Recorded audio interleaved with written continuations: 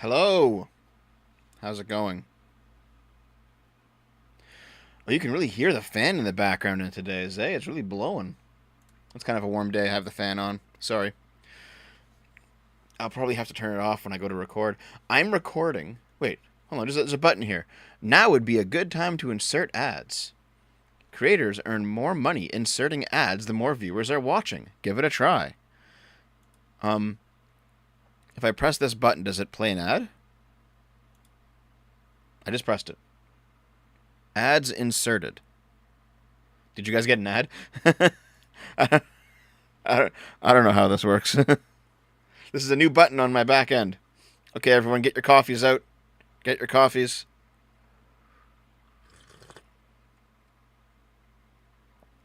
My roommate took out and took the coffee maker. Oh. Oh.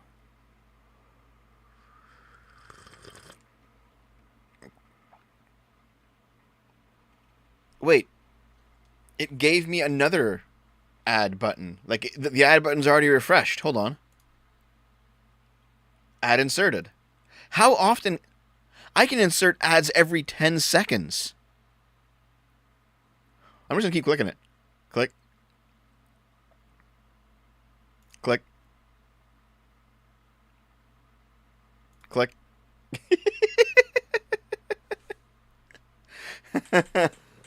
Okay, happy birthday, Chrono Cross. Thanks for the $2, dude. Happy birthday. Your birthday gift is giving me money. Ads re. Okay. Don't you? I served like 5 ads.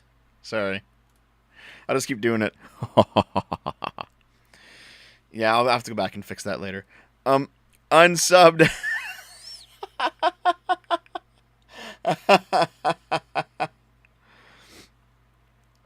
Okay. Everyone have your coffees? Mmm.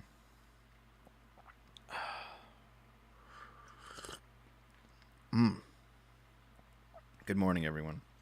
If I get another ad, I'm taking my leg back and unsubbing. No, Joe Biden, don't do it. Actually, you won't even remember. You won't even remember that you said that. Okay. So, hi, everyone.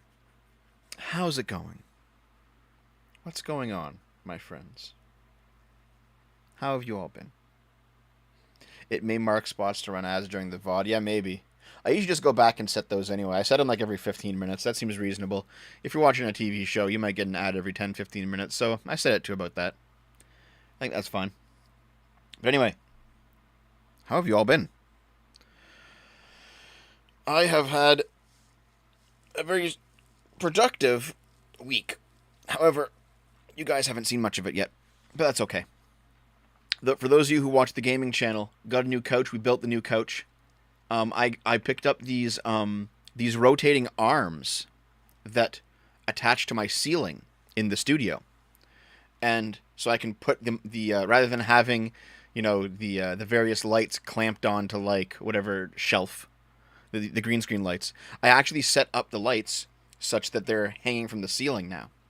So I set up those arms. With the new couch and the new lights, I've been finally doing some back end stuff for the stream template. I'm gonna put in like for example, Butters made me some animated things that I can put in the template. I'm gonna do that. I've been just doing a bunch of like really boring back end stuff that hopefully will make the stream a little bit nicer when we finally come back. So I did that.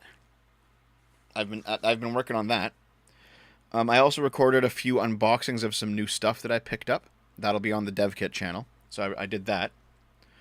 3 minutes of ads. Oh, I'm sorry, dude.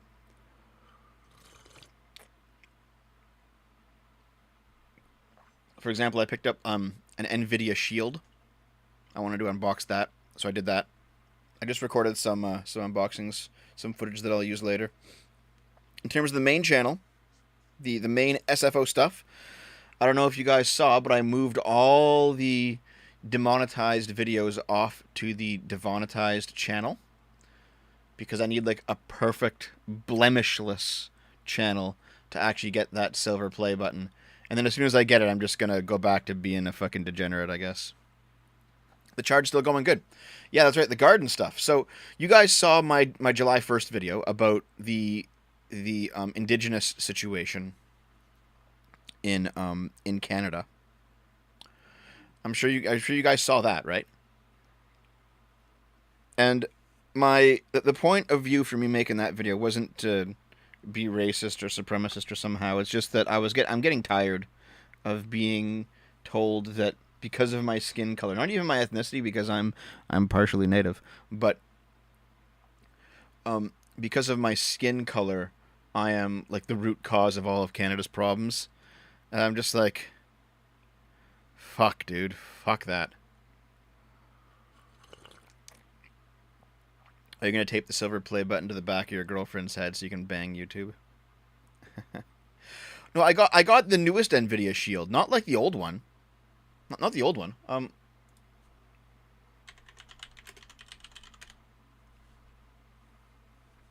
Yeah, the Nvidia Shield Pro, the new one. I didn't get the old one, dude. Don't worry about that. I'm not wearing orange. Fuck that. Wait, hold on. Did? Oh wait, Torvar, you left the Discord? I didn't even notice. Why'd you leave, Torvar? No, buddy. To be fair, I haven't been around either for a while too.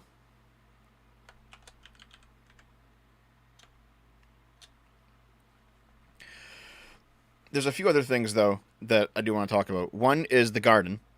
I'm sure that, like the garden videos don't get much traction compared to the main content, but you know what? I enjoy doing them. My grandma enjoys doing them. This will be the last one, I think, until the fall, because now it's just a bunch of watering and weeding and harvesting. So there's actually, like, it's not like we're going to the store constantly, like for the past 3 videos, you know? Um, you got banned for being a little cheeky on the Discord. Well, what were you doing, dude? Jeez.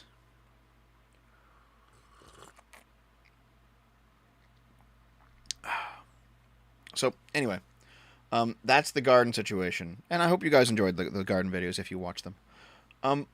What else? I've been talking to Lilith about the Tubcast.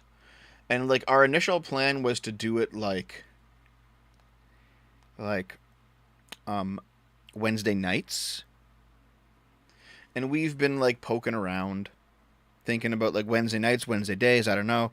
Now she wants, possibly Saturday days. And Saturday days is not bad. Like, when does EFAP usually start? Because I don't want to step on EFAP's toes, because I like EFAP, and I go on EFAP sometimes. And I don't want to step on Adam and Sitch's toes either, because these are all my friends, and I wouldn't want to stream, a main pillar of my content while they're doing their shows, if you know what I mean. So, like, when does EFAP usually start? Let's see. I'm just going to Google it. Usually start. When and where? Around 8 to 9 p.m. Mahler's time, UK. So that's like 3 to 4 p.m. EST. So Lilith has been she put forward the idea recently of doing the Tubcast as a Saturday morning show. I don't mind doing a Saturday morning show. We can start it at like 10 or 11. We can be done by mid-afternoon at the most, But basically, we've been playing around with times that work for the both of us, that don't step on anybody else's time slot that I care about. Because, for example, I like the TISM guys. They're my friends. I like EFAP. They're my friends. And I like Adam and Sitch. They're my friends. So, there's 3 days right there where it's like I wouldn't want to stream when they stream. 1, because they're my friends, and 2, because we split audiences that way. You know what I mean?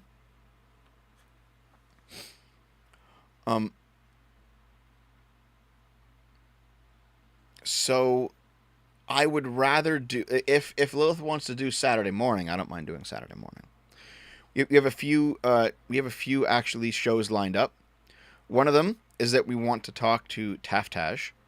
One of them is that we want to interview a a detransitioner about the detransition story. One of them is that we want to go over the recent Jordan Peterson Twitter ban.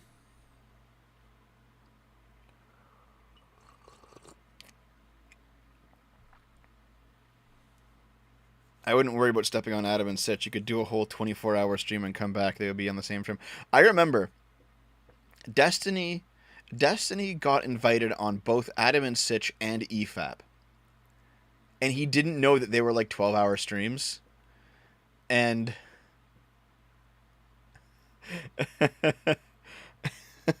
and I was in his chat during the EFAP one, and I was like, Destiny, you know what you got? Like, do you know what you're getting into? He put like a verified check beside my name. Sorry guys, it's terminal. But he put a verified check beside my name so that it was they could know it was the real me.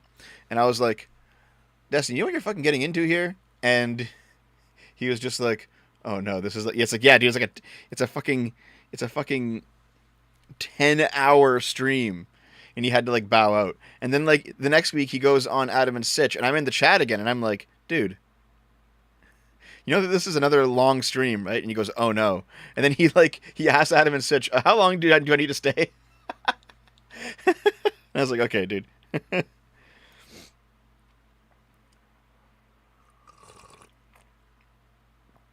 My take on dead names is that if people want to have parts of their past concealed, that's their business, right? Like, I have a lot of dumb shit that no one knows about just by virtue of the fact that I grew up in an era without the internet. So, thank God, right? I was young in the '90s, right? So it's not like all my stuff was immortalized on social media. Um, that being said, so for example, if you're like just a normal trans person and you want your dead name to be left dead, I think that's a reasonable request. It's something that you would do if you were polite. Um, However, if you're a public figure, it's different. You know what I mean?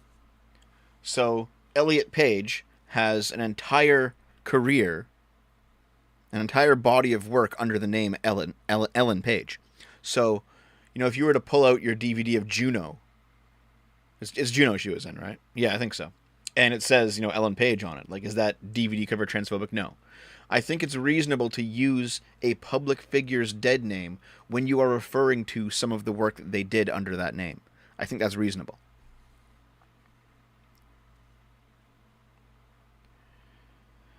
$5 from Kiryu is best. Thank you. Hey, Dev, not sure if you heard about this recently, but Australia recently passed a law that basically gives the government a backdoor into every phone, message app, etc. Yeah, I'm not surprised.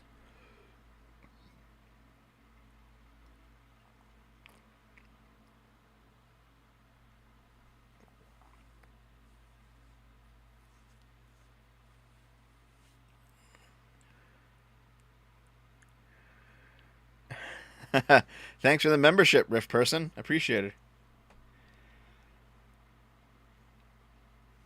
But yeah, that's how I view it. The Minecraft server. Yes, I didn't know it is coming back. It is coming back. One of the things that I unboxed. Jesus Christ, do you guys hear that fucking? Okay. One of the things that I unboxed, in fact, was the new. Was it a 2.5 gigabit router? So I can actually handle more shit running through my internet. So that's one of the things that I'll be setting up to actually set up the Minecraft server again.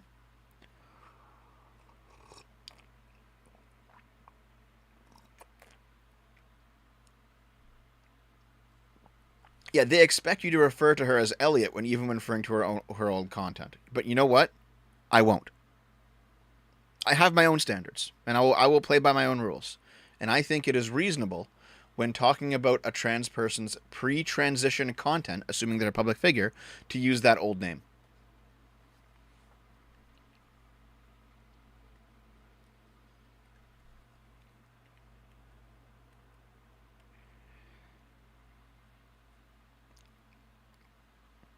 Yeah, Jackson, I had the hardware. I just didn't open it up. It was in a box for like 2 months.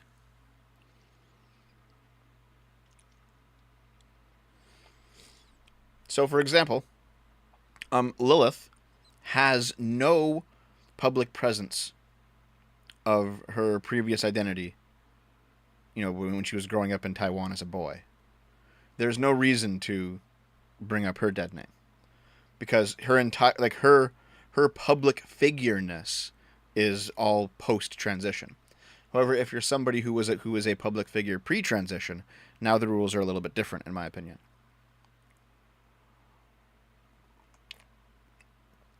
Why only when they're a public figure, though? Because that is the difference between a public figure and a private citizen, right? Like, if you're not somebody whose job puts you in the spotlight, where you make money off of being seen by many other people, whether that be a politician or a news person or a journalist or an actor or a YouTuber like me. If you're just somebody who lives a private life, well, then I don't think there's any reason to dig into that person. You know what I mean?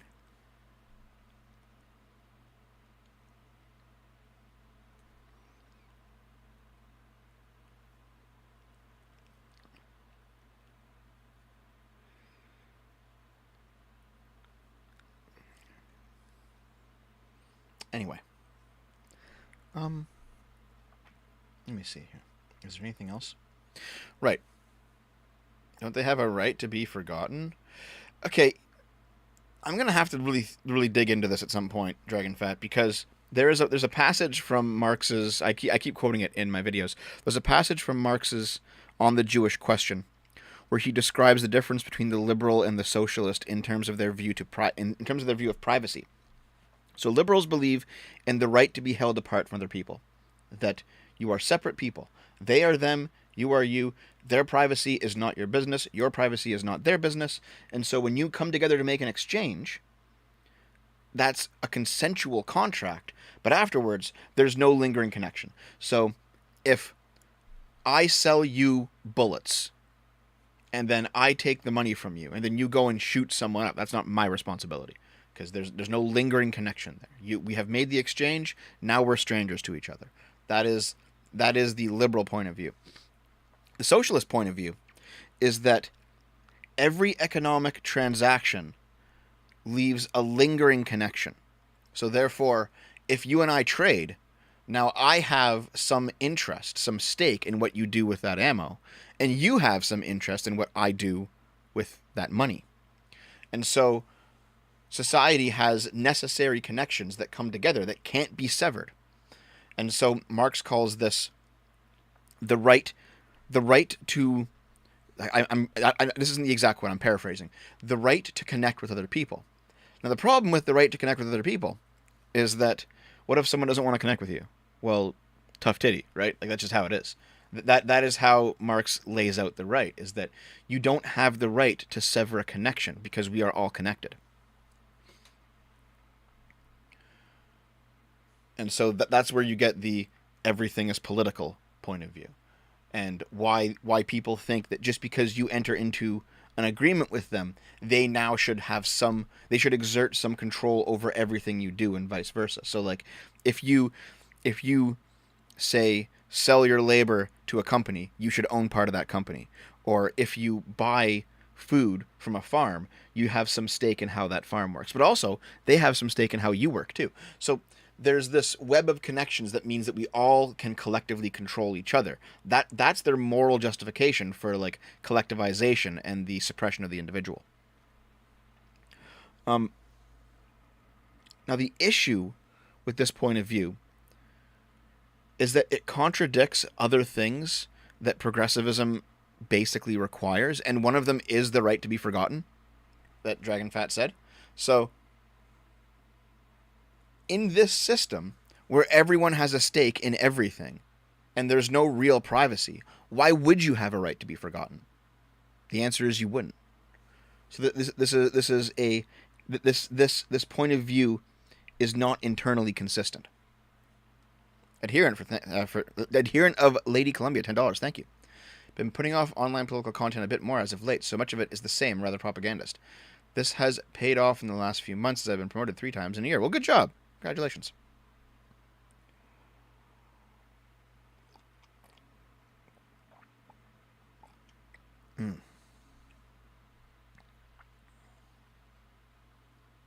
So,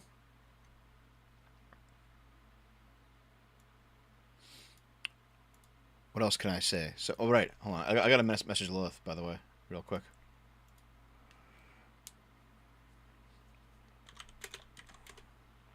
Hold on. So,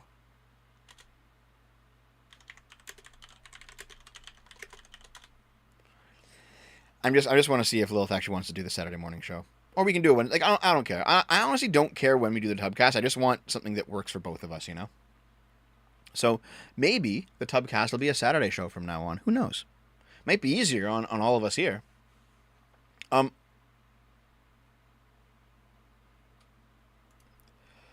That being said, yeah, Pride Month was kind of skipped over, to be honest. Adherent, thank you again. Another $10. Thank you. Not gonna lie, it's nice to see the historians pushing back, and the Confederacy was based, and it was the national example of a Mott and Bailey attack against states' rights. But Madison's secession was illegal. Yeah. I here's the thing. I don't know much about the Confederacy. However, I do know that the Confederate flag outside of the United States, up until like the mid 2000s, was just considered a generic symbol of rebellion and wasn't actually associated with racism.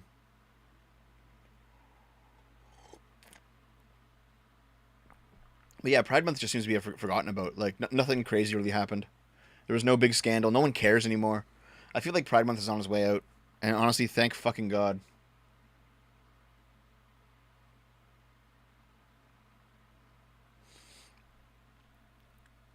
Okay. There is one final thing I think I need to tell you about. Oh, yes. So, I wrote another video on abortion. I'll be recording it after this. After this Tubcast, I'll be going back there, turning off that fan in the window, and recording that video. That'll be tomorrow's. I'm working on a few other videos as well. I'm working on a Kenobi video because the Obi-Wan Kenobi show was fucking terrible. However, I need to sit down and watch it again. You know what I might do? I might stream it to the Discord, like to the $5 club.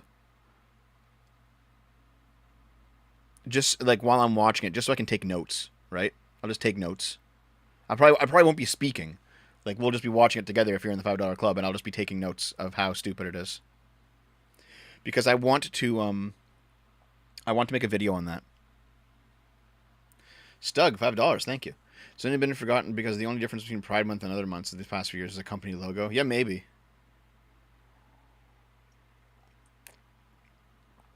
Yeah, Naomi thinks that Star Wars is overrated too. The only real Star Warsy thing that she actually liked was Mandalorian Season 1. And you know what? Fair enough. But I don't know. Here's the thing. So Kenobi's 6 episodes, right? It's 6 episodes. Would you guys actually want to sit down with me for like 6 hours and watch this fucking show while I write notes? I won't even be commenting on it. We'll just be watching it together. Yeah, I'll be talking about the canon breaks. I'll be talking about the terrible fight scenes. There's so much to talk about in that show.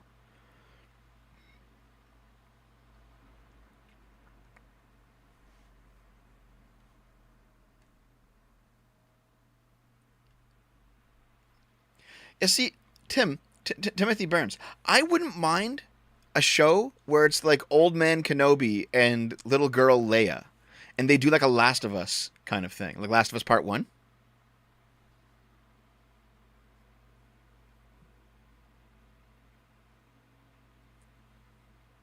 It's Kenobin time.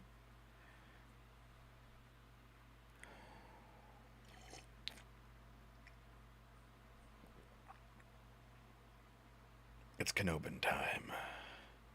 Yeah, I know EFAP beat me to it with an 8-hour supercut, but I am still going to do my own video on it. The same way that I did my own video on the Book of Boba Fett.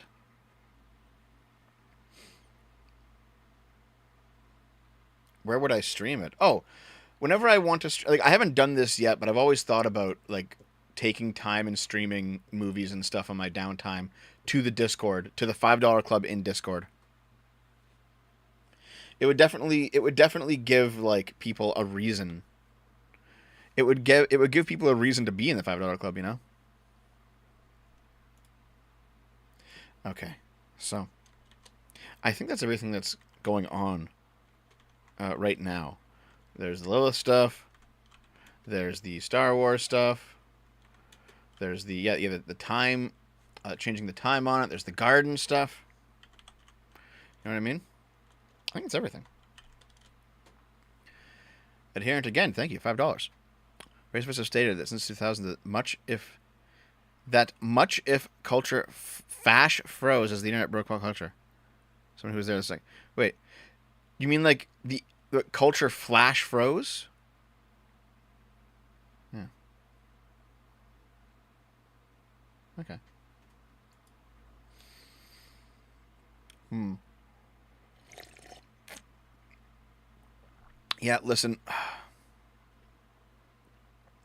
I get it, guys. Um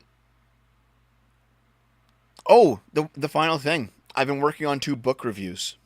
And this is where the majority of my time has been going.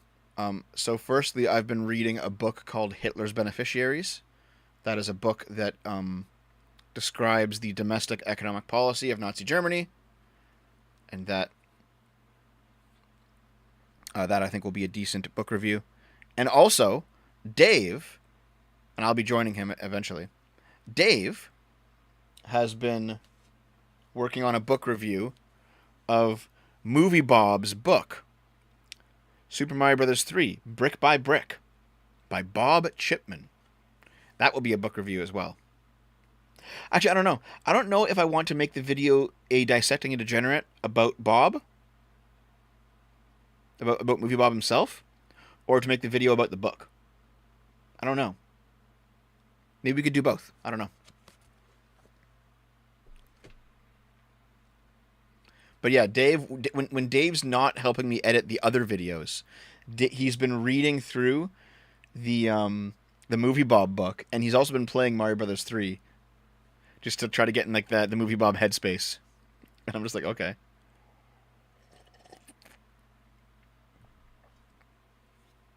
I don't know exactly what we'll do with it yet, but we're gonna do something with it. We're gonna do something with it. A fellow named Blind Ryan sent us the book.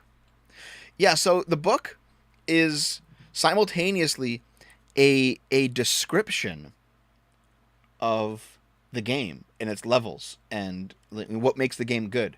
But interspersed in between talking about the game is also Bob's personal life about the declining health of his grandmother and how like his family was disintegrated and how he was stuck in his parents' house till he was 31 and finally moving out in 2012. Um so he I don't know. Okay, guys. Let's get to it, shall we? Let's get to it. Where's the Here it is. We're going to do some articles. Let's roll. Do you want to support the channel? Then please consider dropping $5 on either Patreon Subscribestar, the YouTube memberships button, or the Twitch sub button. $5 recurring monthly tip. Get yourself into the $5 club in Discord. $100 to PayPal. You get in there for life. P.O. Box. Send me packages. I have 4 out of 5 packages sitting here. As soon as I have 5 packages, I will open them on the stream. So there's the P.O. Box on the screen. Send me your stuff. Let's do the articles. Here we go. Took you long enough. Fuck you. You know what? I'm just going to sit here then. I'll even mute the microphone.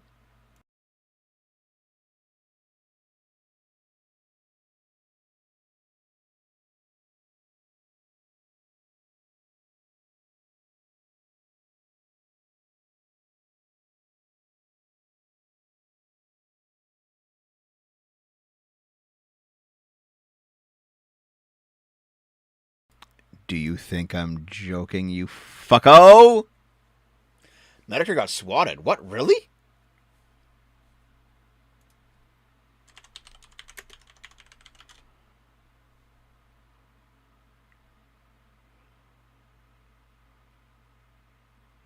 Medicare got fucking swatted, dude.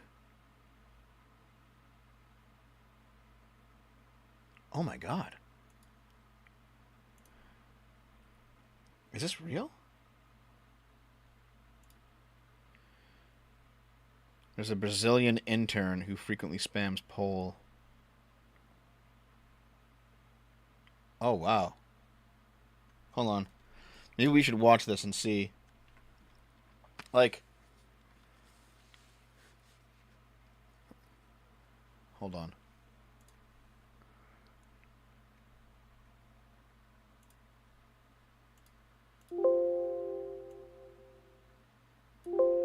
Okay, everything's working.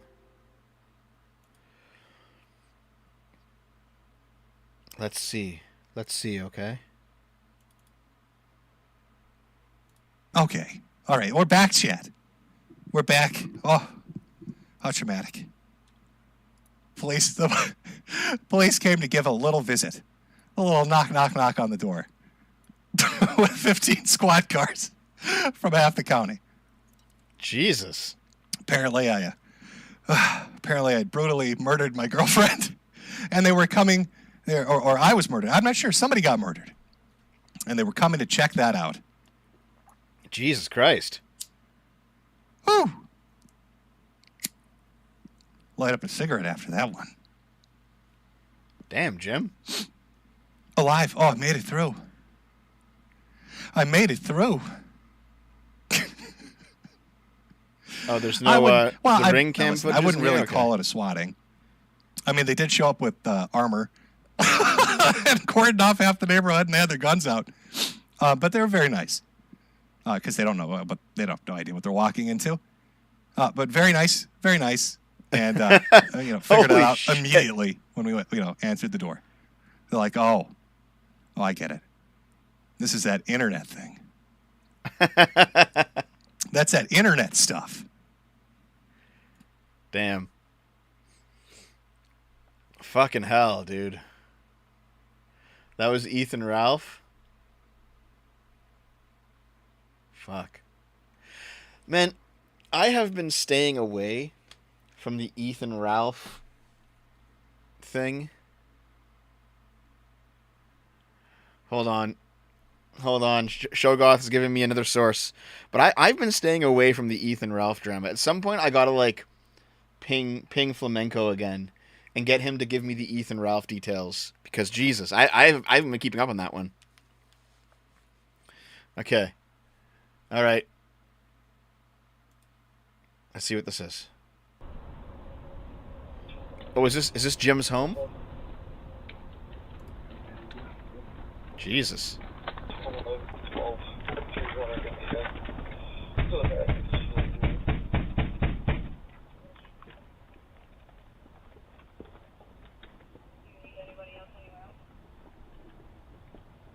Is this it?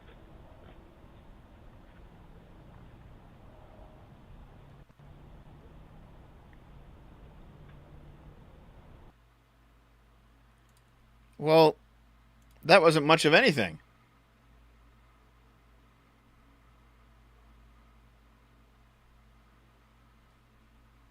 I mean, okay. Despite the Sargon Jim feud that dragged everyone into it, including me, I have no ill will against Jim. I hope he gets better.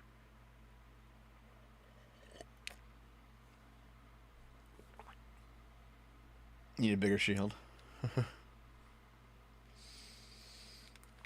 History review. This is the lead up to the Battle of Jim's Driveway. All right. So, should we actually get to the articles? Ethan Ralph has AIDS. Yep. I've seen it. Ethan Ralph has AIDS. Ethan Ralph fucked a girl that somebody else had AIDS. Wasn't it him, Warski, and one other dude? And they all fucked this chick, and one of the dudes had AIDS, so now they all have AIDS. Fuck, what a nightmare. What a fucking nightmare, dude. Shit. How do these people, collapse this badly? Here. The worst that I've got going on for me is that I'm fat.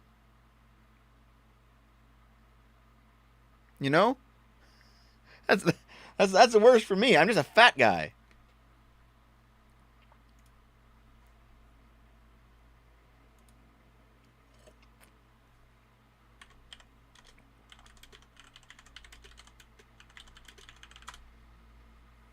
Sorry, I had to talk to Lilith.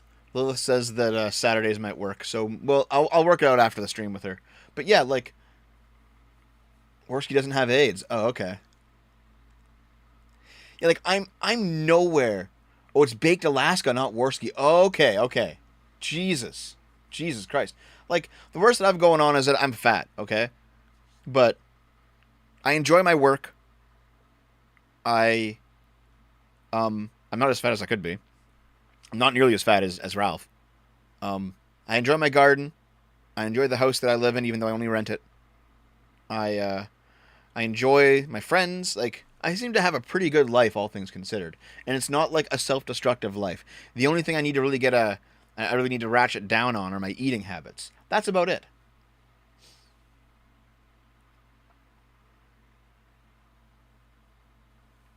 So I don't know how these people fucking self-destruct this goddamn hard. You know, I don't drink. I don't do drugs. I don't have any other addictions. Like,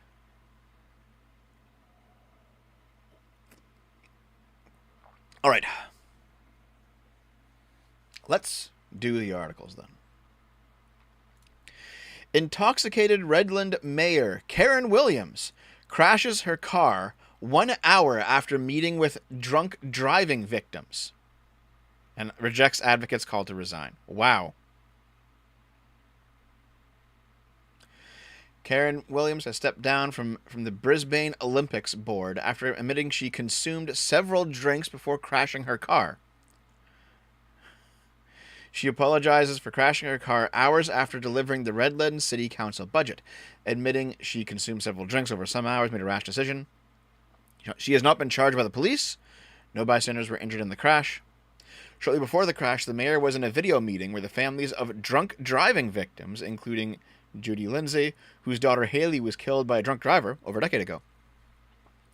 It was the first meeting between Miss Lindsay and the mayor, who had arranged the meeting to campaign further on the issue of youth justice. Wow. Like, that seems to be a big fucking oops. They had a bit of a chat, got to meet each other and tell her stories, and Karen said to all of us how sorry she was for the loss of your kids. Miss Lindsay said that Miss Williams called her on Friday night after the news broke of the incident to apologize. I was so angry. I just told her what I thought of her and what I think of drunk driving. I told her she can't stay in the job. She can't be mayor of our community. If they were going to be drinking at an after party at work, reschedule us. It was a serious meeting for us. This wasn't a social event. This was about our kids. She made a serious error of judgment. She's deeply sorry, but she's not stepping down as mayor. I am deeply regretful for my actions. I made a mistake. I will learn from that mistake, and I will continue to serve my community as I have for the last 18 years. Wow.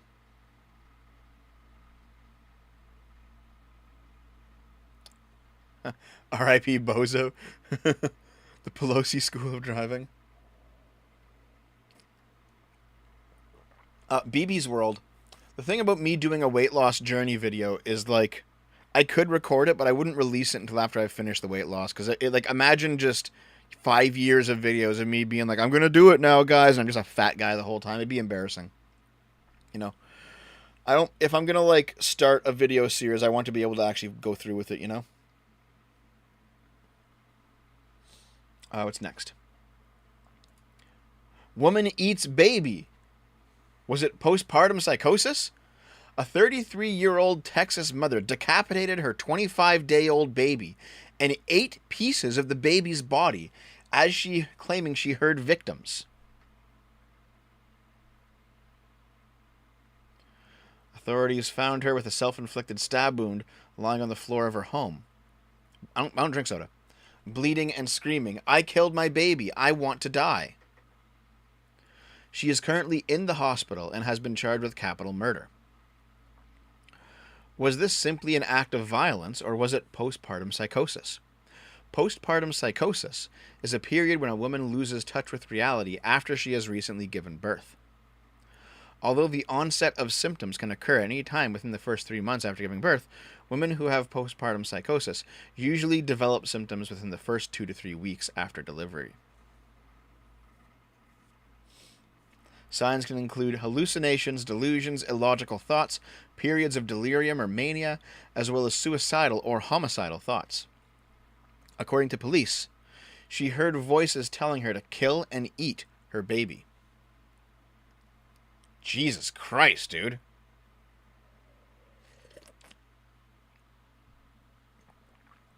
That's wild, man. Fucking hell. Atlanta subway worker shot dead for putting too much mayo on the sandwich.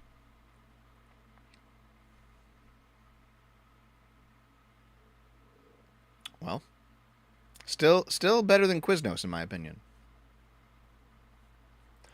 A subway worker in Atlanta was shot dead. Okay, because too much mayo on the sandwich. The shooting erupted at the subway in downtown Atlanta at about 6:30 p.m. The customer became irate over his order. The store's owner, Willie Glenn, told Fox that mayo was to blame for the deadly argument. Believe it or not, it was about too much mayo on his sandwich.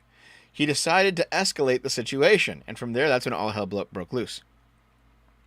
The manager on duty was able to return fire. Everyone has guns, it seems. The manager on duty was able to return fire, but didn't strike the gunman. Police said they are still searching for the suspect and are reviewing surveillance footage to try and track him down. The employee who was injured, a woman, had to be rushed to a hospital for surgery, according to the owner and police. Glenn said the son of the woman was also inside the store at the time. I said, hold the mayo! Fuck! She had a young son who had to witness all of this. The names of the victims haven't been released publicly, but Glenn said they were model employees who had only been on the job for less than a month. Damn. What the fuck?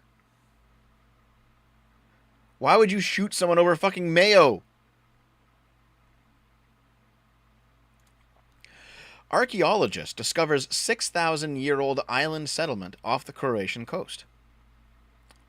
Archaeologist Mate Perica was examining satellite images of Croatia's coastline when he spotted something unusual.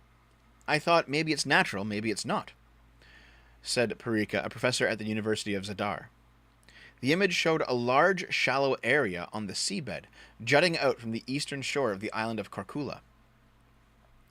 Perica and a colleague decided to dive at the site and discovered what they believe is a Neolithic settlement from around 45,000 years BC, built on a small piece of land that was connected to the main island by a narrow strip. The pair found the remains of stone walls which had surrounded the settlement, as well as tools and other objects used by the inhabitants. We found some ceramic objects and flint knives. Marta Kalbota,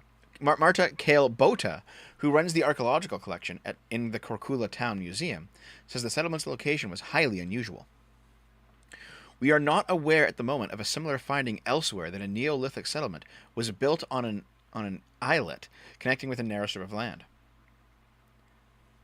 The island settlement discovery was atypical in that Neolithic finds are mostly made in caves. The fortunate thing is that in this area, unlike most parts of the Mediterranean, is safe from big waves as many islands to protect the coast. That certainly helped preserve the site. Wait, last time I saw this, there was a really cool image. Where is it?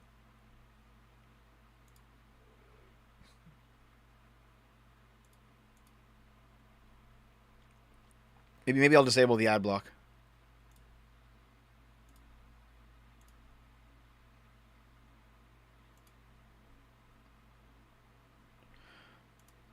Oh no, it was here. This is where it was. Okay, so this is what's really interesting. Check this image out. You can see, like, where the land had sunk in. So clearly there was an island here, or a something, with like a little land bridge, and it's since sunk into the ocean. But it's not that deep down. And it's just been sitting here for like 10,000 years, and no one's noticed. No, 6,000 years, and no one's noticed, you know? That's cool, man. And it just basically through satellite technology, someone looked at it and was like, that doesn't look right.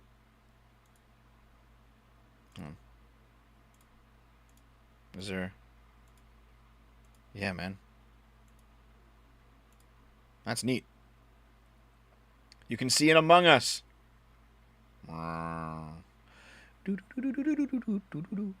Okay. The next COVID, guys. The next fucking COVID. Listen, forget about COVID. Forget about monkeypox. We've got Disease X. Disease X could arrive in Britain any day, as expert warns of signs of major outbreak on the horizon. Britain could be hit by a new killer disease any day now, as there are signs of a major outbreak on the horizon. Disease X is just around the corner. I don't care. I don't care. Fuck. The threat of unknown diseases that can be transmitted to humans and potentially cause widespread epidemics is known as Disease X. Last year, they warned that the next pandemic could be on the scale of the Black Death, which killed an estimated 75 million people. It comes as polio has been found in sewage treatment works in London, and there is some evidence of transmission in a small number of people.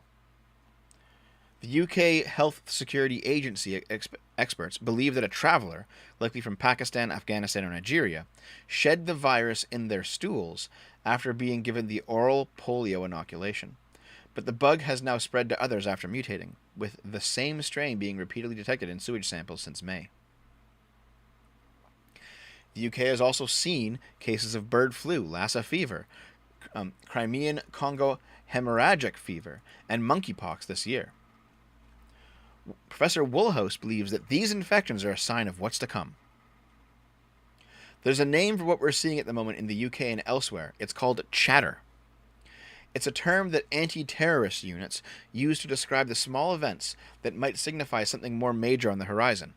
Infectious diseases work in much the same way. Wow. I don't care. Sorry. Like, I've just been so burnt out on the whole disease thing. I'm just like, yeah, okay, whatever. Fine. Out of the 1.67 million unknown viruses on the planet, up to 827,000 of them could have the ability to infect people from animals. Wow. As the human population swells and moves further into animal habitats, the risk of transmission diseases to humans grows. The nightmare scenario is that one of these new diseases, or a strain of an older one, emerges that is both highly contagious and highly deadly, allowing it to spread quickly and kill millions before the world can take action. The early 21st century has been a perfect storm for emerging infectious diseases, and everything is pointing towards the likelihood of more and more outbreaks. You could close the borders. If no one's leaving or entering the country, then it seems like you might be protected, at least for a while. But I don't think they're going to do that. All right. Alcohol makes people more racist and homophobic by acting as an igniter to prejudice. Wow. Hate crimes are more likely to be carried out when people are drunk, with alcohol acting as an igniter. Out of 124 people, 18.5% consider themselves to have been attacked by people motivated by prejudice, and that alcohol intoxication accounted for 90% of those attacks. Researchers interviewed people attending accident and emergency with injuries from violence in 3 multicultural British cities. Professor Jonathan Shepherd, director of the Cardiff University Crime and Security Research Institute, said a striking aspect of the study was the discovery that most attacks weren't fueled by hate alone. Alcohol appeared to act as an igniter. Our findings suggest that tackling alcohol abuse is not only important in regards to the health of individuals, but also to the health of society. Additionally, we have learned that emergency room violence surveys can act as a community tension sensor and early warning system. These cities were chosen because all 3 are home to multicultural, multi-ethnic, and multi-religious populations. Of the 23 people who claimed the attack on them was motivated by prejudice, 7 said they thought their appearance was the motive. 5 suggested it was because of racial tensions within the communities they lived in. 3 people mentioned their place of residence, and 8 cases were attributed to the race, religion, or sexual orientation of the victims. All 23 attacks took place away from the victims' homes. Many of them viewed limiting alcohol consumption as a good strategy to reduce the rise of attacks. Okay, same with cannabis and violent crimes. That's from Montreal, Canada. Okay, so listen.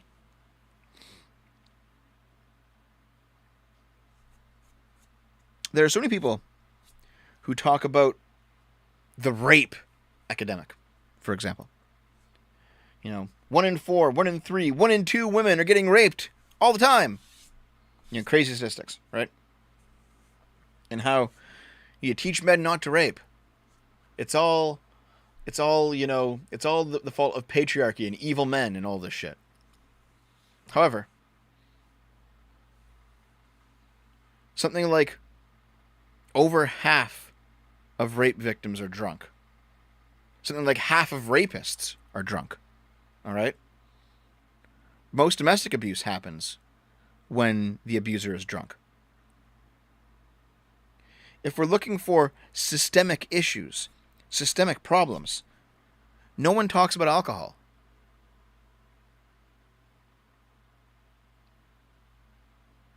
No one. I mean, it's like the elephant in the room, the pink elephant in the room. No one wants to bring up how people's behavior changes when you're drunk or high on something, and how that might lead to these bad situations. Now, I'm not going to sit here and say, listen, we should ban alcohol again. That was obviously a bad idea. But you have your trade-off here. Either you get alcohol, and therefore you must live with the dumb things people do while drunk, and of course punish them accordingly, but you don't get to stop those dumb things from happening. Or you have no alcohol, and then you don't have to worry about it. All right? Like, there's a trade-off there. Listen here. Yeah, so Aiden, prohibition works, right? Prohibition never works, all right? Prohibition doesn't work for alcohol. It doesn't work for murder, and it doesn't work for abortion. Because there will always be people who, if those things are banned, they will still get illegal abortions, drink illegal booze, and kill people against the law. But the fact that people break laws is not a reason not to have them. So now we have to think, well, is it better if we ban a certain thing than if we not ban it? What are the positives and negatives of both sides of that conversation? So even though we're probably better off not banning alcohol, we can't be ignorant of what alcohol actually does. Simple as that.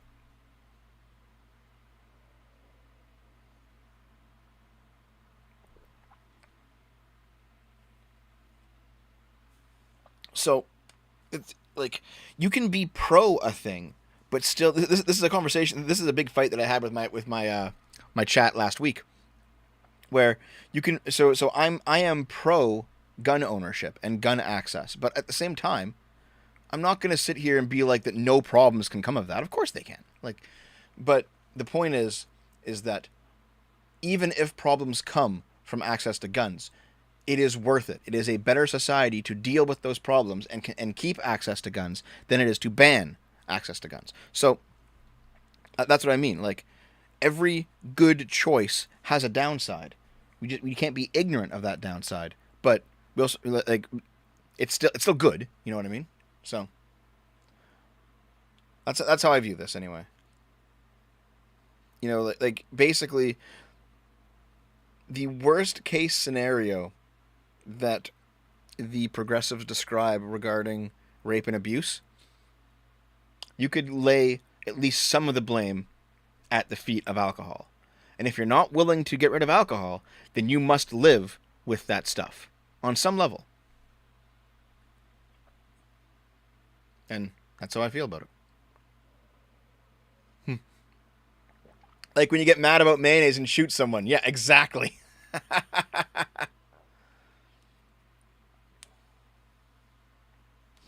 Let's keep going. Anarchist Collective shares instructions to make do-it-yourself abortion pills. Do-it-yourself medicine collectives are preparing for the horrifying prospect that Roe v. Wade will be overturned. This is a month old. It's already been overturned. So hopefully they got their pill operation in high gear. Exactly, Woodworm, exactly. With the Supreme Court poised to overturn the constitutional right to an abortion, an anarchist collective that makes DIY medicine has released detailed instructions for making abortion pills. The group has previously released instructions for making a DIY EpiPen and for making Daraprim, the pill that made the pharma bro Martin Shkreli infamous. So let's see. The Four Thieves Vinegar Collective first demonstrated how to make misoprostol tablets, which are used to induce an abortion. Last year, after Texas passed a near-total abortion ban, Mixel Laufer, who runs the collective, published a 17-minute video on how to make the pills at home. The first thing to mention is that this has been put together with a bit of haste. There's a great deal of panic because the Republic of Texas has gotten up to some shenanigans to benefit people who are in power, to keep a bunch of other people powerless. So he shared the video, Supreme Court, okay, total abortion bans, okay. When a Twitter user asked if there was a write-up of their hypothetical abortion pill manufacturing process, Laufer responded with a link to the video. It's not hypothetical at all. Go forth and rock it. In that video, Laufer explains that besides being used to medically induce abortions, misoprostol is also used to treat ulcers in horses. This makes misoprostol powder relatively easy to acquire from veterinary sources. This is reminiscent of ivermectin, which is used to control parasites in horses, but also became a favored but ineffective COVID treatment among conspiracy theorists. Ivermectin's use in horses made it easier for humans to get without a prescription. Keep in mind, ivermectin's also used to control parasites in humans. So, but yes, we are at the point where we are now using the horse medicine to make abortion pills. All right. $5, Shaker Silver, thank you. The outcomes of internet personality feuding is reflected in their underlying ethics. Sargon has a happy family and good business, and Jim has cancer, and it's probably something that he couldn't have prevented. Like, it's not like it was lung cancer from smoking too much, I don't think. So, like, Jim's in poor health. But Jim does have a girlfriend and a house and a family and a real job. Like, Jim's also doing fine. Like, if Jim didn't have cancer, he'd be doing fine. If you really want to compare Sargon to somebody, compare him to, like, Ralph. Ralph, who has 2 children, who he's estranged from because he's a fucking wreck. He's gone through relationships. He's burned bridges left and right. He's destroyed friendships. He's destroying himself. He has a bunch of fucking diseases. Like,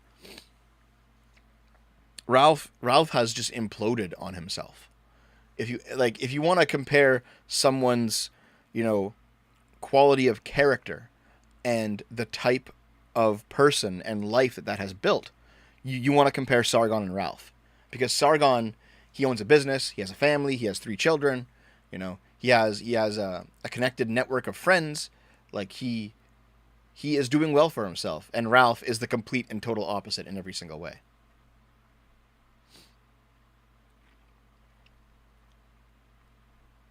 So,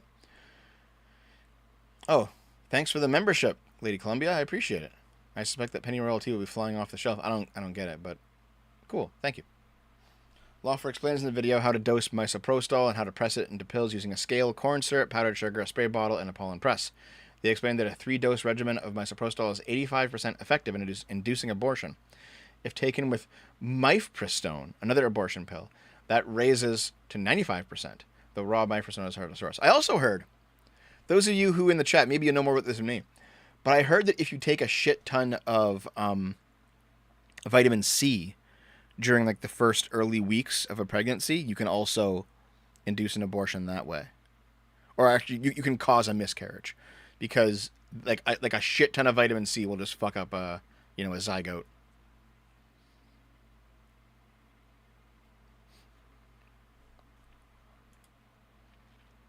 Anyway,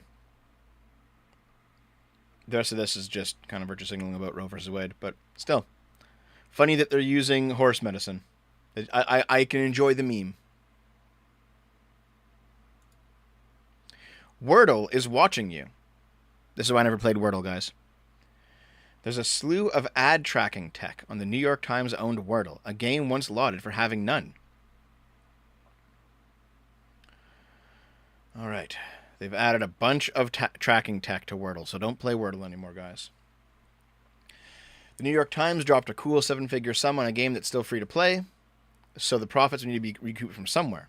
And this week, some code-savvy Wordlers stumbled onto where that somewhere was. A dozen different trackers shoved into places where there were literally none before. Gizmodo found that some of the trackers were from the New York Times proper, but most were used to send data to third-party players like Google. Yep, look at this. Look at this shit. You play Wordle? They added a shit ton of things to Wordle that are just tracking you now. That's why I don't play Wordle, I guess. Yeah. Everyone has trackers, though. That's just how it is. Just how it is. Wordle was free at one point. It still is free, but like now they're just harvesting your data. That seems to be how these things go, isn't it? Like you get what you do is you get investor money, okay? You build a unique service that is free and really cool and is like completely on the level, but it's not profitable. And what you do is you blow it up to the point that it actually attracts attention from a larger company. Then you sell it to the larger company. And then you pay back your investors, you come away with your profit, and then the larger company takes the popular thing and then adds a bunch of shit to it that no one wants, like trackers or like whatever, to try and make it profitable. You know, that's the path that DLive tried to go down, and why I bailed at a DLive really fucking quickly. Yeah, if you are free, you are if it is free, you are the product. Yes. Now would be a good time to insert ads. Okay. Click. Ha ha ha ha ha. I'm almost done my coffee here. Let me just finish it up.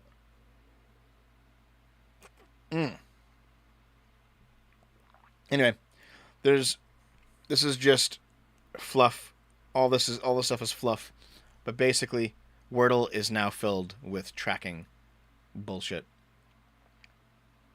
Oh yeah. 7 dances you can do to save Roe v. Wade. Well, it's too late. It's too late. But this is still a funny article. Also, why is there a fucking coat hanger? Like, Jesus Christ, guys. Have some fucking tact. All right. The post-Roe v. Wade decision update. This is a somber moment for us. We acknowledge that TikTok dances may not have been the greatest tactic to get the SCOTUS draft rejected. Sorry, guys. We now recognize that dances were not maybe the way we should have used our platform. Please understand this was part of a greater awareness campaign. Please also stop attacking us and our writers online. We are all our own worst critics. It is now time to snuff that critic out and start the healing process. Self-care and the post-Roe v. Wade apocalypse. Oh, God. We're going to look at that one next, okay? But here we go. The leak that appears to show the Supreme Court ready to overturn Roe v. Wade has been confirmed to be real. And the terrible notion that Voldemort has killed Harry Potter and sentenced all of Gryffindor and Hufflepuff to evangelical forced breeding gulag is now settling in for women across the globe. What the fuck? It's important to understand that it's a leak of a draft. It was leaked to us so we can make a change before it's actually passed into law. That means organizing. It means fighting Voldemort with every available weapon.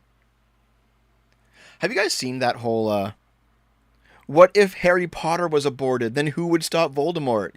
Have you seen that shit? And it's like, are you serious? Is that really how you want to do this? I mean, the answer is Neville Longbottom, because the prophecy applied to both Harry and Neville. Because it had to be like a certain birthday, and they had the same birthday. So, like, it also would have been Neville Longbottom who would have been the chosen one at that point. But, like, what the fuck? You're Jesus Christ. Okay. Here are the 7 dances, guys. The 7 dances. The Handmaid's Dance. Should we like, play these? Here, well. The Handmaid's Dance, guys. Is this a dance? Oh.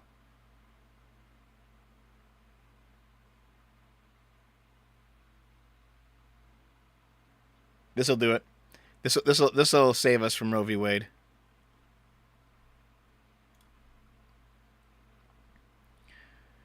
The bloody ass pussy dance.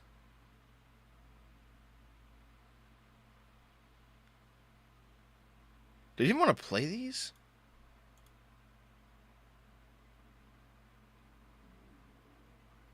Is this why we kept seeing those videos of people twerking at the protests? You can dance if you want to. Okay. You can't touch this. That one's actually kind of clever. Okay, I'll take it. I'll accept it. That one's kind of clever. Is that really a dance? Though? It's more of a song. That's Macarena. Okay, fine. The gender reveal. Is that a dance? Hold on. Finding out maybe baby's gender today. Kind of nervous.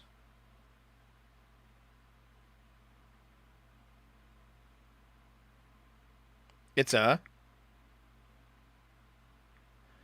aborted. Oh my god. Jesus Christ, that's fucking... The Termination Tango.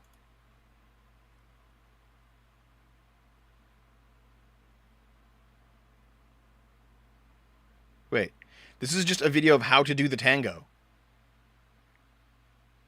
This isn't even related to abortion. Okay. And that's it. Is that even 7? 1, 2, this one doesn't really count. 3, 4, 5. That's 5 dances. Did I miss some? Like, did I not scroll enough? No, these are they only had 5 dances in their 7-dance article. And one of them doesn't even count. All right. Self-care and the post-Roe v. Wade apocalypse. What are your 7 tips, bitch? Do a 2-minute breathe bubble at least twice a day. What? What's a breathe bubble? Oh, it's this shit. You gotta, like, breathe in time with, like, the pulse.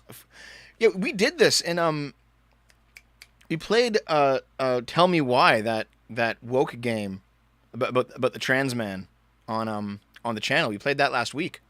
And there was like a mini game where you have to do a breathe bubble, and it's like, Jesus, okay. Okay. Sleep an extra hour. All right, take away an hour of your productivity. Give yourself at least 2 days off each week. Try our 8-step blessed morning cycle. Compliment yourself. Stop comparing yourself to others. Take yourself out on date night.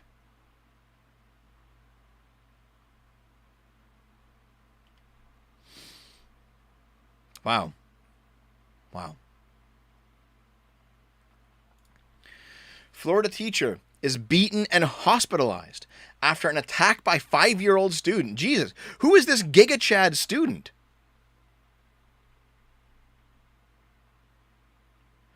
A South Florida teacher was taken to the hospital last week after she was attacked by a 5-year-old student, leaving her dazed and unresponsive. The instructor was found by first responders sitting on the ground against the wall and appearing to be in a faint state at the Pine Lakes Elementary School. The victim was weak and dazed, unable to blink and breathe regularly, but at no point was able to vocally respond or show signs of a response. A 5-year-old boy had to be removed from class for throwing things around and flipping chairs. The youngster was taken to an empty room, cool-down room, where the attack on the teacher took place.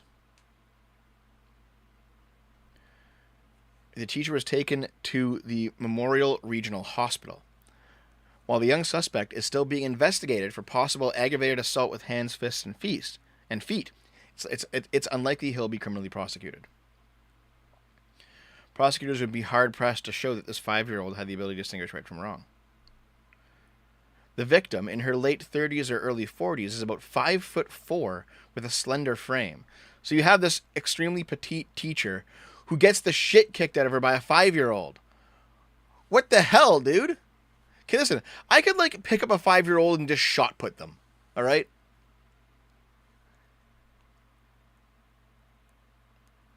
What the hell, man?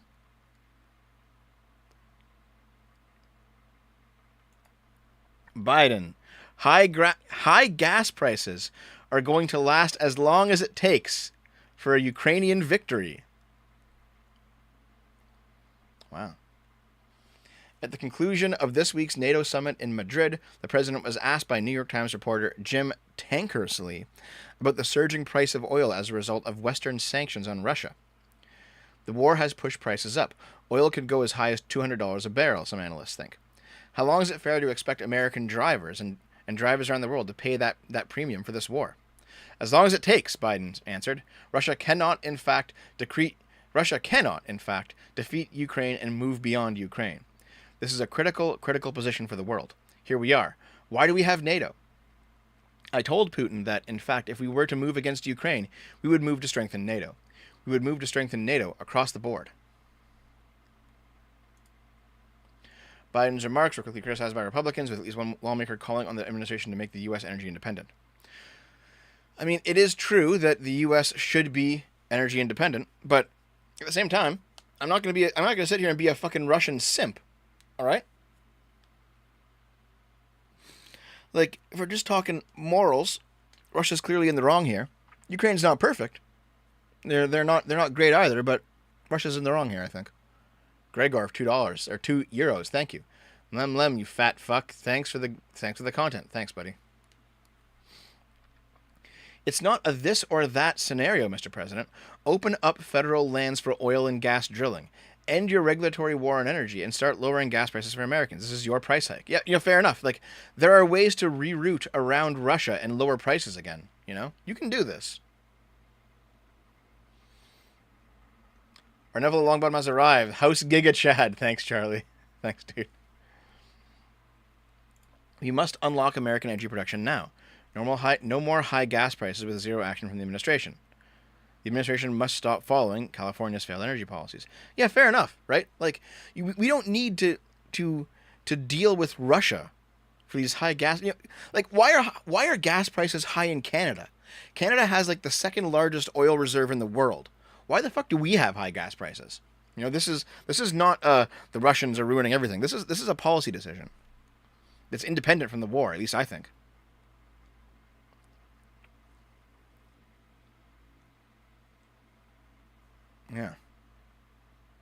Yeah, see, Germany made itself dependent on Russian gas. The Germans are fucked, but we're not the Germans, In the United States and Canada, we're not Germans here. All right.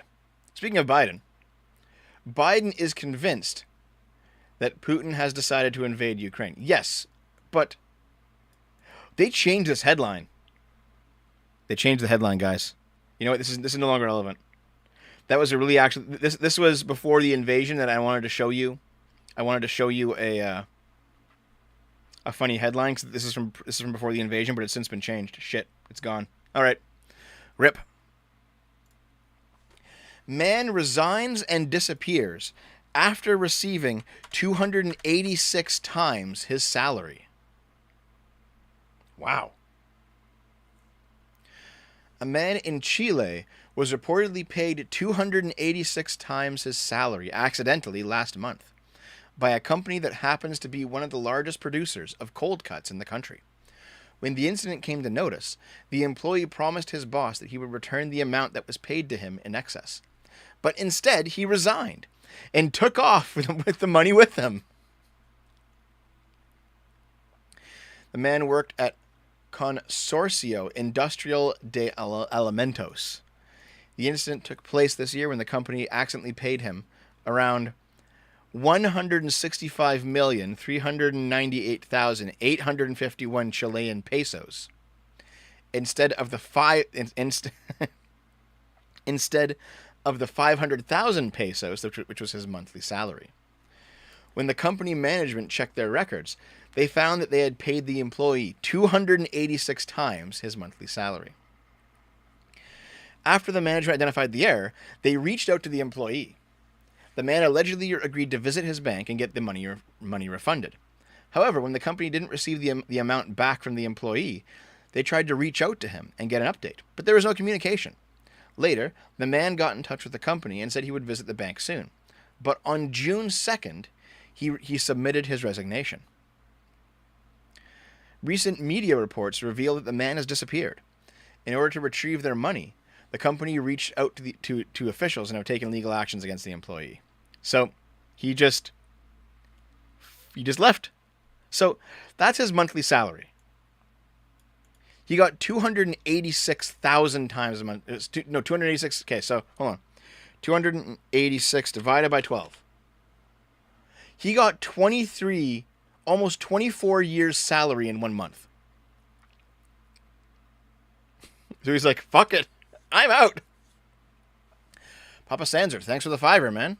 Hope you enjoy the content.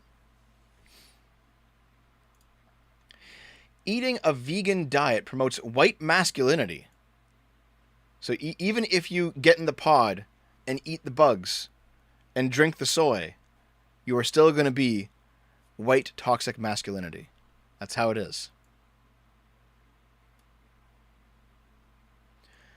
Scholars argue that eating meat contributes to toxic masculinity, but one sociologist has come to a different conclusion. Giving up meat promotes white masculinity. North Carolina State University instructor Mary Misek, a vegan herself, published Meatless Meals and Masculinity, a scientific article on the intersectional understanding of manliness and eating greens.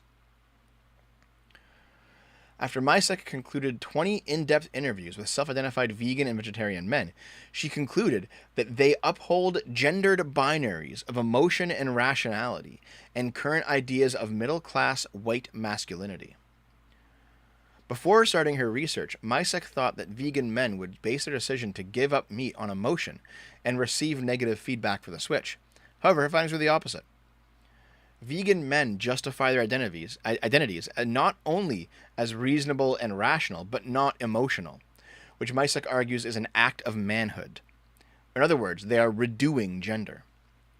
She argues that meatless men contribute to unnoticed inequality and fall in line with a masculine identity because they use masculine-coded discourses by making a rational decision to avoid meat based on scientific research rather than personal opinion or emotions, which she argues would be expected from women. The men effectively engage in a feminized practice, which is eating only plants, but they masculinize it, rather than feminizing themselves in their consumption identities. Because masculinity receives its prestige, privilege, and power in the U.S. at the expense of women and femininity. Wilson for $5, thank you. Once again, I am asking leftist women journalists to please, for the love of Almighty, read another freaking book. Yeah, so, yeah, people who eat vegan, paleo, or other alternative diets are predominantly white. Veganism is a form of cultural capital or food choice privilege, where they symbolize social and cultural prestige at the expense of people in less privileged positions. It is evident that a certain amount of privilege is needed in order to eat a vegan diet. So yeah, keep in mind, this is like a damned if you do, damned if you don't scenario. No matter what you do, you will always be considered problematic, so you should just do what you want to do anyway. There is no way to actually absolve yourself morally within their system, so the only thing to do is to abandon their system and say, I don't care. I don't care if you think that I'm racist. I don't care if you think that I'm sexist. I don't care what you think of me. I'm going to do what I want, because I know what I am, and it's not those things. Here's the headliner. Glamorous heiress, 45 years old, charged with having sex with 14-year-old boy 4 times in 1 day. You mean raping, right? Not having sex? An Australian heiress is saddled with charges. Oh yeah, she's an heiress of like racing horses, so she's saddled with charges. I get it. After being accused of having sex with a 14-year-old boy 4 times in a single day. Savannah Daisley, 45, faced court in Sydney on Tuesday on child sex abuse allegations, with Judge Jacqueline Millage denying her bail over the quite disturbing allegations. The mother of 2, who is the daughter of famed Aussie horse breeder, strongly denies the accusations and intends to plead not guilty. Cops claim an unbridled Daisley molested the minor 4 times before 5 p.m. on May 20th. It's unclear whether the pair were known to each other prior to the alleged acts. Daisley's defense lawyer cried nay. Okay, I get it. Arguing that the accusations against the socialite client were made in spite. However, prosecutor Daniel Richardson claims evidence straight from the horse's mouth exists. He said a police officer told him about a recording of a tawdry phone call made by the heiress, in which she allegedly admits to kissing the teen. Now, listen. She's pretty attractive, okay? And if I were 14 and I were given the opportunity to have sex with this woman, I probably would have done it. But however, just because you get people who are like, man, that would have been great for me, that doesn't mean that what you did is right. Obviously not, right? Obviously not. So, the 14-year-old might have been into it. He might have even been okay with it. It might even not leave him with any trauma. But just because of that, that doesn't mean that she is somehow absolved. That doesn't mean that she's not a rapist. Because she is. Okay? And this is the difference between, let's say, the deontological and the consequentialist view, if we're going to go down that rabbit hole. A consequentialist would say, no harm has been done here. Because assuming if the 14-year-old boy is okay with it, and there's actually like nothing negative comes out of it for him, there's no lasting trauma, there's nothing, there's no consequentialist argument against this. But I'm not a consequentialist, and I will happily say that no, what you have done is immoral, regardless of the outcome of the act. Even though me at 14 would have loved to bang a chick as hot as this, and would have done it. I guarantee you I would have done it. No, it's still not right.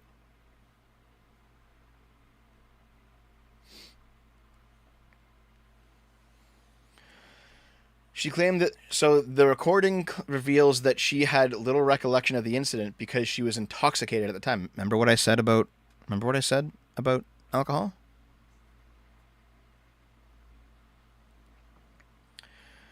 I thought you were going to call the police on me. I thought we had placed this in a little box and thrown it deep in the sea.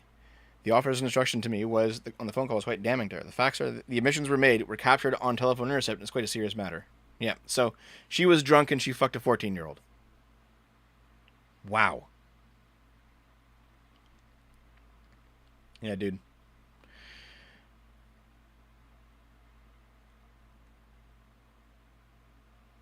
Fucking hell. The Milky Way galaxy has 4 malicious alien civilizations that could attack Earth. We found them, finally. What would they be? Klingons, Romulans, Cardassians, Ferengi? There may be 4 extraterrestrial civilizations in the Milky Way that could attack our planet. A PhD student at the University of Vigo in Spain authored a study in the International Journal of Astrobiology earlier this month, which he claimed that he pinpointed the WOW signal. The signal was first detected in 1977, which was a strange minute-long burst of radio energy that may have originated from a sun-like star 1,800 light-years from Earth. Okay. His paper, of course they use this fucking image, his paper is titled Estimating the Prevalence of Malicious Extraterrestrial Civilizations, and it has some limitations. The research has not been peer-reviewed and is considered to be more of a thought experiment. Oh.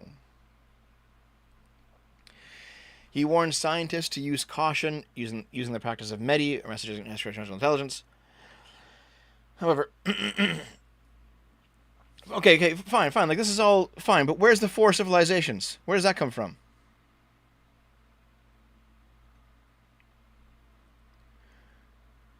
He applied it to the number of known exoplanets in our galaxy, which Italian scientists estimated to be about 15,785. Using the frequency of human conflict, which has decreased in the last half-century as technology has advanced, and applying the math to outer space, Caballero estimates that there could be 4 malicious alien civilizations. Well, that's pretty fucking shaky, isn't it?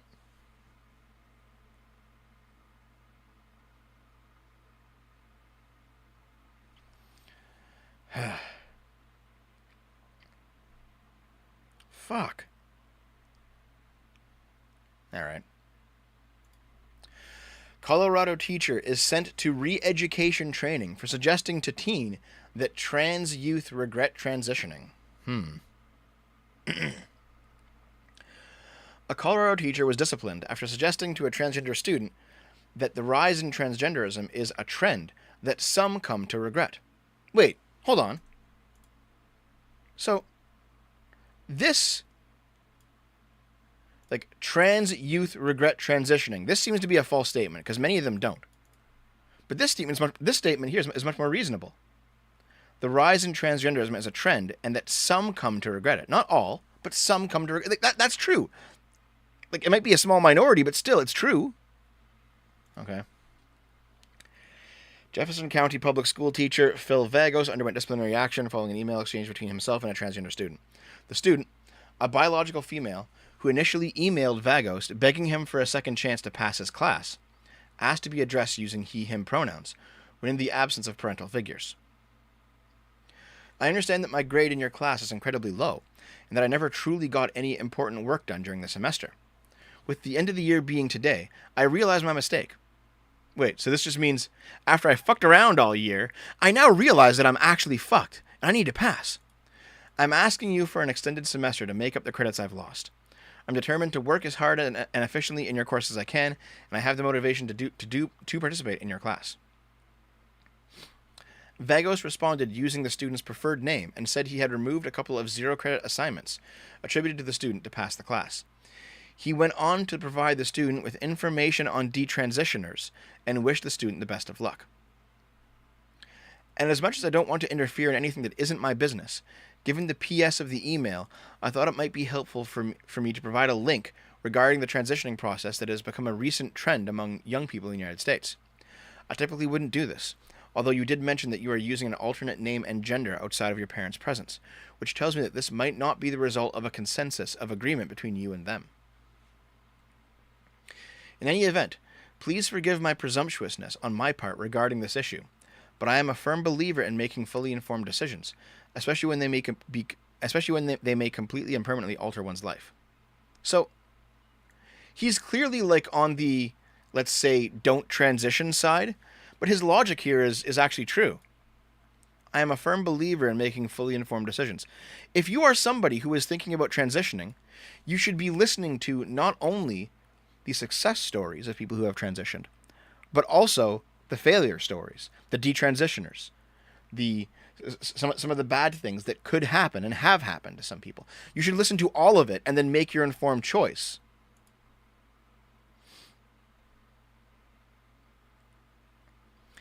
The email exchange took place in May of 2021. However, the district did not reprimand Vagos until a parent and student complained that he was not wearing a mask in the classroom, and one student felt the teacher was too conservative. So wait. No one cared about this shit, this email, until he wasn't wearing a mask in the classroom. Then they brought it up months later. That's fucking bullshit, dude. He underwent a formal grievance process with the district in December of 2021. He was represented by the local teachers union, whose representatives used preferred pronouns in the email signatures. Haha.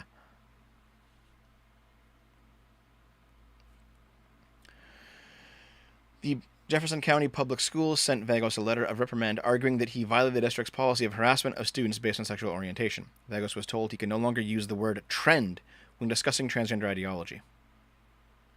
Your response to the student and the provision of this link imparts a lack of support and reduces a student's self-identification as being transgendered as a trend rather than something real that the student is experiencing. Well, you know what? Sometimes it isn't something real that they're experiencing. Sometimes it is a trend. Like, fuck. This is bullshit, dude. This is actually bullshit. Sometimes it's not a trend. Sometimes it is. Sometimes it's not real. Sometimes it is. This acceptance of self-ID at any cost is fucking poisonous, dude. It's fucking cancerous.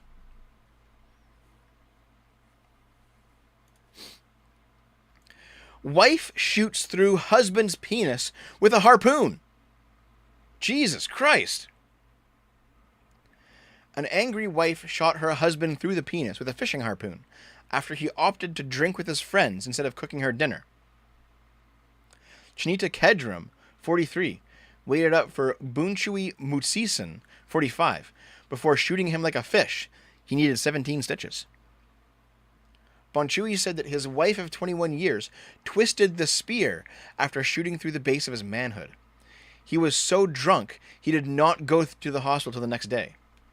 They're in Buriram, Thailand. I will not return home for now until she cools down.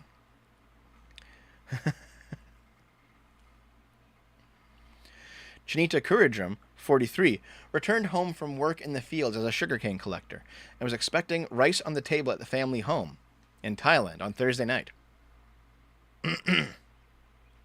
However, she was angry when she found that her layabout partner, Bonchui Mutsitin, 45, had gone out with his friends drinking whiskey, forgetting to make supper.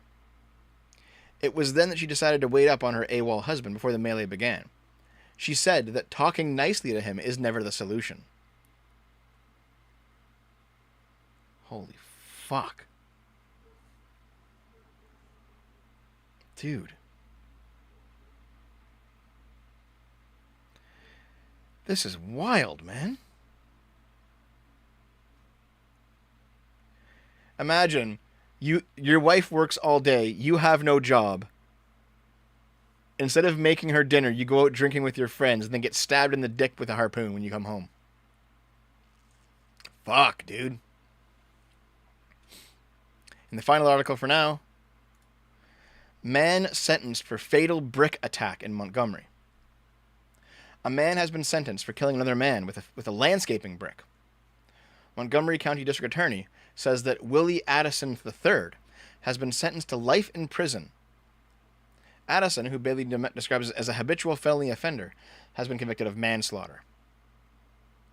So this just happened on June 9th, the actual court case, but the crime was on January 15th, 2017. 64-year-old Broderick Shields was hit in the head with a brick when he was unable to move his car, which had run out of gas, in front of his house. Yeah. The location was in front of Addison's home. He says there were eyewitnesses to the attack, as well as video evidence shown at the trial. Willie Addison could have helped Mr. Shields or given him assistance, or given him a chance to seek assistance. Now, a family has an unfillable void in their hearts because of Willie Addison's illogical reaction to someone running out of gas in front of his house. Can you fucking... Like, Jesus Christ. Your car breaks down in front of someone's house. The homeowner comes out and fucking kills you for it. Jesus. Holy shit, guys. All right. That brings us to the end of the show. And I think I've read all the super chats already. There was only a few supers today, so I think I was actually able to keep up with them. Let me just double check just in case. Yes, I have kept up with all the super chats. So thank you very much. Thank you for all the super chats today. I appreciate it. Want to join the $5 club? Patreon subscribe star, YouTube memberships button, Twitch sub button. Any four of those will get you into the $5 club in Discord. $5 recurring monthly tip. $100 US to PayPal, get you into the $5 club for life. Just send me the receipt. And you can send your stuff to the P.O. Box. It's on screen right now. Once I get 5 packages, I will open them up on stream for you guys to see. $2 from Stug. No, you haven't. Thanks, pal. Thanks, pal. All right. So I actually was talking to Lilith a little bit during the stream. And she says that Saturdays would work. So maybe we'll actually turn the Weekly Sip into a Saturday morning show.